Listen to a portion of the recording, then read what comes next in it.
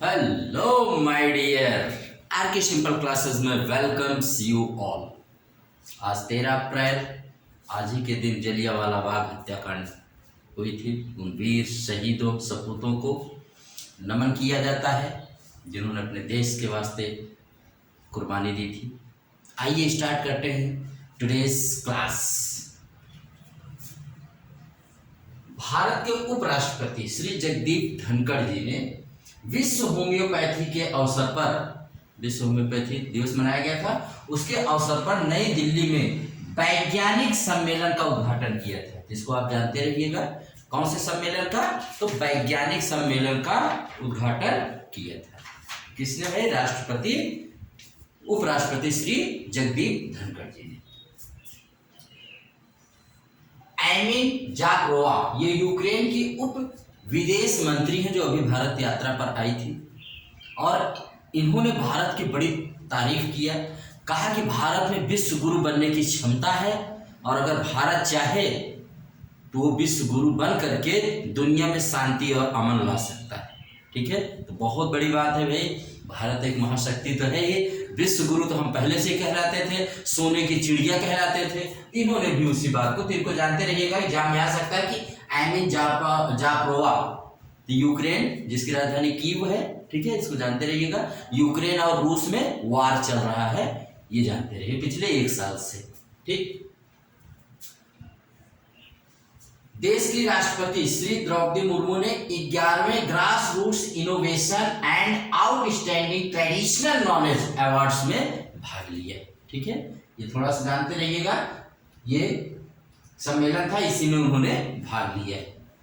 ठीक है, राजस्थान की पहली वंदे भारत एक्सप्रेस का उद्घाटन मोदी जी ने किया है, जो दिल्ली से जयपुर के बीच में चलेगी, और बीच में अजमेर शरीफ, दरगाह, पुष्कर, इन सब जगहों से होकर के वो ट्रेन जाएगी। और अभी तक जो सबसे तेज भारत की ट्रेन थी शताब्दी एक्सप्रेस से 1 घंटा ये कम समय लेगी, वंदे भारत एक्सप्रेस। तो जानते रहिए, इसमें 500 विद्यार्थी जो विभिन्न प्रतियोगिताओं में पास हुए थे, मुफ्त में यात्रा किए भाई। तो इसका उद्घाटन अभी कल मोदी जी ने किया है।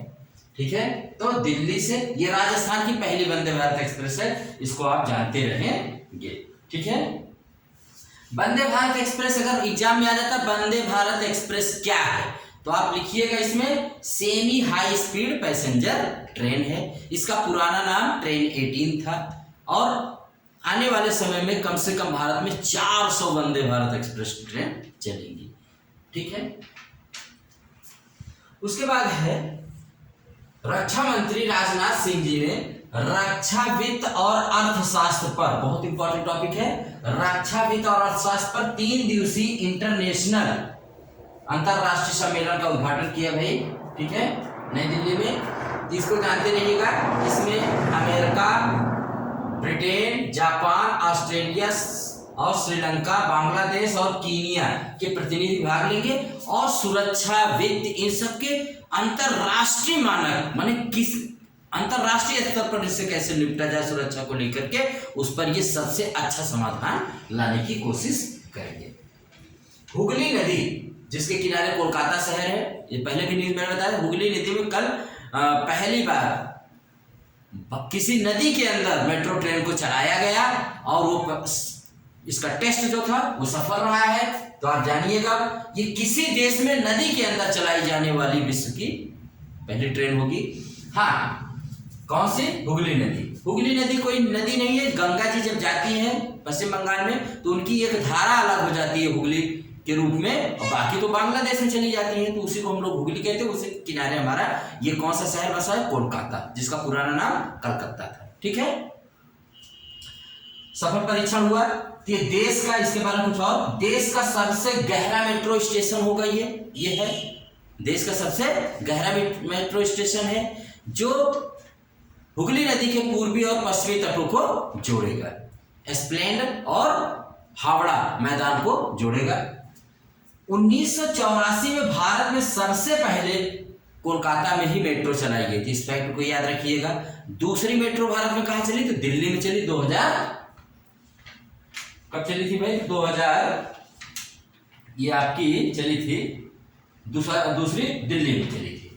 ठीक है, ये नहीं क्लियर है तो दूसरी आप जानते रहिएगा कहाँ चली है, दिल्ली में चली थी। ठीक है, दूसरी मेट्रो रेल हमारी दिल्ली में चली थी और 2002 में चली थी। यस, जानते रहिए 2002 में दिल्ली में और 1984 में कोलकाता में मेट्रो रेल चली थी। हाँ, इसके बारे में एक और फैक्ट है यहाँ पर, लंदन और पेरिस के बीच एक चैनल है, उसको इंग्लिश चैनल कहते हैं। पानी की धारा है, इंग्लिश चैनल माने पानी की जब बहुत चौड़ी धारा होती है तो इंग्लिश चैनल कहलाता है। तो उस इंग्लिश चैनल को पार बहुत तेज गति होती है, उसको पार करने पर जो भी पार करते हैं उसका नाम हो जाता है भाई। तो लंदन और पेरिस के बीच जो इंग्लिश चैनल है वहां पर भी मेट्रो ट्रेन चलती है उसके, उसी के तर्ज पर भारत में ये हुगली नदी में मेट्रो ट्रेन को चलाया गया। तो जानते रहिए कि लंदन और पेरिस के बीच इंग्लिश चैनल में जो ट्रेन चलती है उसी के तर्ज पर ये हमारी ट्रेन बनाई गई है। 7 महीने बाद इसमें आम पब्लिक चलेगी, अभी तो टेस्ट होगा तब तक। और याद रखिएगा 120 करोड़ में बनी है, 520 मीटर इसकी सुरंग है जिसके ट्रेन से पानी में नदी में गुजरेगी और 45 सेकंड में ये 520 मीटर सुरंग को ये पार करेगी। तो एकदम फैक्ट ये याद रखिएगा। देश की सबसे पहली नदी में चलने वाली मेट्रो ट्रेन कौन सी बनी भाई, तो कोलकाता में। ठीक, अगला कौन सा है भाई, फीफा ने पेरू देश को men's FIFA under 17 world cup 2023 की मेजबानी वापस ले ली। कहीं भाई आपके अंदर वो काबिलियत या कुछ ऐसा करके, बहुत क्लियर तो नहीं है लेकिन आपने ये याद रखना है कि मेंस फीफा अंडर 17 के वर्ल्ड कप की मेजबानी जो पेरू देश को दी गई थी, पेरू दक्षिण अमेरिका का एक देश है, उससे फीफा ने वापस ले ली। ठीक है, पिन कोड क्या है, पिन कोड भाई, पिन कोड है फोन पे का ई कॉमर्स ऐप जो लॉन्च किया गया है फोन पे के द्वारा, इसको भी जानते रहिएगा। संजीता चानू, तो संजीता चानू को जो भारतीय भारोत्तोलक हैं, नाटा ने इनको प्रतिबंधित दवा लेने के लिए, ठीक है, प्रतिबंधित दवा लेने के लिए 4 साल खेलने से इनको बैन कर दिया। नाडा किसने मना किया है, नाडा के द्वारा।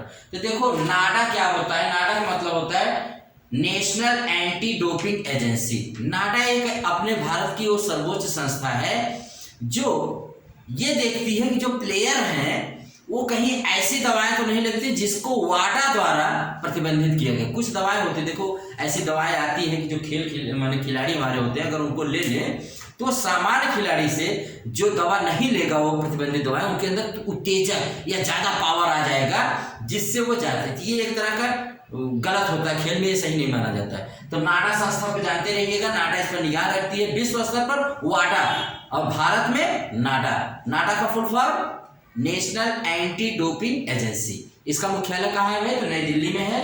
कब बनाई है, 24 नवंबर 2005 को। ठीक है, ये जानते रहिए, ये खिलाड़ियों पर ऐसी दवाओं को लेने से मना करता है या चेक करता है कि जो प्रतिबंधित है, किसके द्वारा, वाडा के द्वारा। वाडा के द्वारा जो प्रतिबंधित प्रोहिबिटेड मेडिसिन होती हैं उनको ये निगरानी करता है। तो वाडा क्या है, तो वाडा का मतलब वही जो नाडा में यल है, डब्ल्यू हो जाता है, वाडा। वाडा मतलब हो जाता है भाई देख लो, वर्ल्ड एंटी डोपिंग एजेंसी, जिसका मुख्यालय कहाँ है, मॉन्ट्रियल कनाडा। इसको आप जानते रहिए। ये सारे प्लेयर को चेक किया जाता है, टेस्ट लिया जाता है कि जब जीत जाते हैं या उसके पहले भी कि कहीं इन्होंने ऐसी दवा तो नहीं ली कि जिससे साइड इफेक्ट या जिससे इनको ज्यादा ऊर्जा या शक्ति मिली हो, और बगल जो उसने दवा नहीं खाई है वो बेचारा हार गया, या किसी को तो ये होता रहता है, ये जरूर टेस्ट होता है। तो आप इसको जानते रहे, नाडा एंड वाडा को बहुत अच्छे से जानते रहिएगा। नाडा अपने राष्ट्रीय स्तर पर है और वाडा विश्व स्तर पर है। तिब्बत की चर्चा में है, फ्रीडम हाउस इंडेक्स 2023 में सबसे कम आजाद देश का दर्जा इसी को दिया गया कि सबसे कम आजाद देश का दर्जा किसको दिया गया भाई, फ्रीडम हाउस इंडेक्स 2023 में सबसे कम आजाद तिब्बत को। तिब्बत को तो जानते हैं चाइना के ही अंडर में है तिब्बत। तिब्बत की राजधानी लहासा है। ठीक है, हमारे भारत के ऊपर है भाई। बर्लिन जो जर्मनी की राजधानी है, सर्वश्रेष्ठ सार्वजनिक परिवहन वाले शहरों की लिस्ट में टॉप पर है। बर्लिन की राजधानी सार्वजनिक परिवहन के मामले में दुनिया में नंबर 1 का शहर है। ठीक, कोर्टिंग इंडिया नंदिनी दास की मशहूर पुस्तक आई है।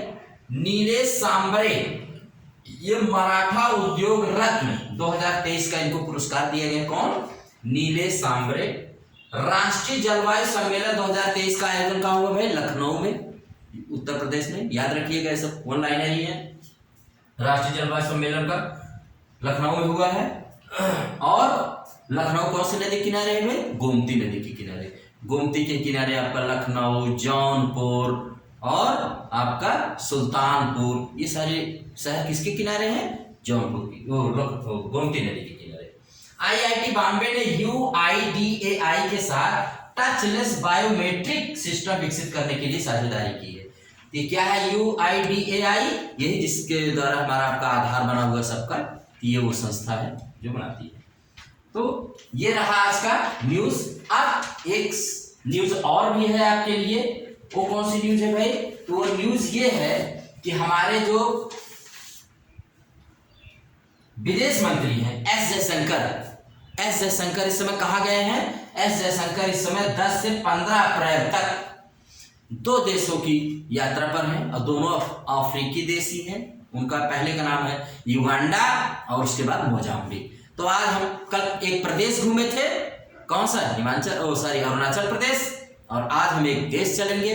इजराइल हम पहले ही घूम चुके हैं, आप पुराने में देख सकते हैं। इजराइल गए, अरुणाचल प्रदेश गए, आज चलो युगांडा चलते हैं। देखिए युगांडा आज तो बहुत नहीं है, रिच कंट्री है, ठीक है, बहुत ज्यादा नहीं है।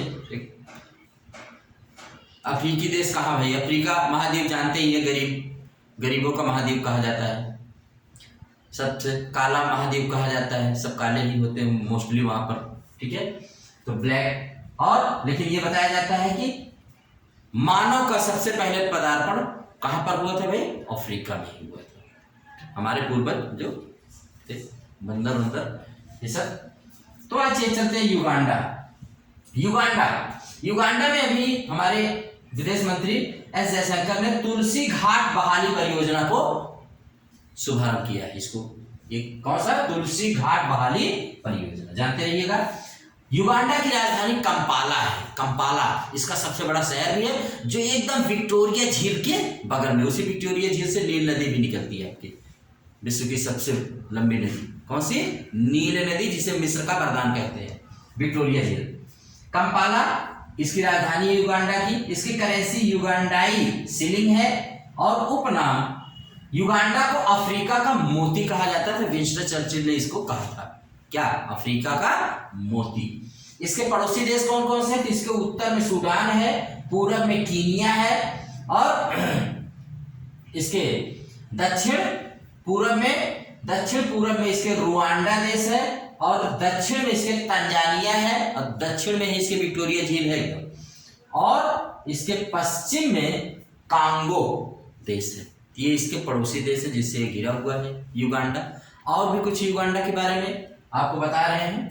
युगांडा जो है ना, यहाँ की राष्ट्रपति जो है योवेरी मुसेवेनी और उपराष्ट्रपति गिलबर्ट बुकेन्या